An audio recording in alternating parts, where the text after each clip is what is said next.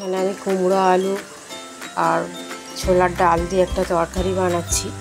কড়ার মধ্যে তেল, পাঁচফোড়ন, তেজপাতা, শুকনো লঙ্কা আর কাঁচা লঙ্কা দিয়ে এগুলোকে একটু লাল লাল করে ভেজে নিচ্ছি।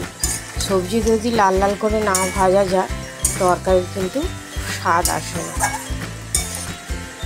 যে লাল লাল করে ভেজে নেব, তারপরে মশলাগুলো দিয়ে কষিয়ে নেব।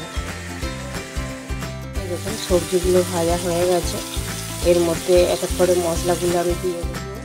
জিরে গুঁড়ো, সামান্য পরিমাণে চিনির দানা আর ছোলার ডালটা এর মধ্যে দিয়ে একসঙ্গে বা ভালো করে কষিয়ে নেব।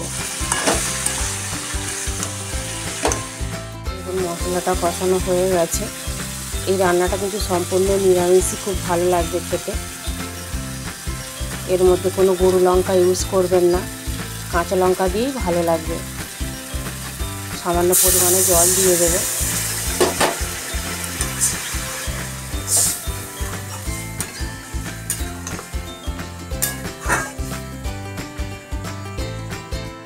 তরকারিটা রেডি হয়ে গেছে। ঠিক এইভাবেই বানাবেন। কুমড়োর তরকারি বেশি লাল হয় না, একটু সাদাই হয়, হালকা কালারে, আর একটু মিষ্টি মিষ্টি, খেতে ভালোই লাগে। এভাবে একবার বানিয়ে দেখবেন, খুব ভালো লাগে খেতে।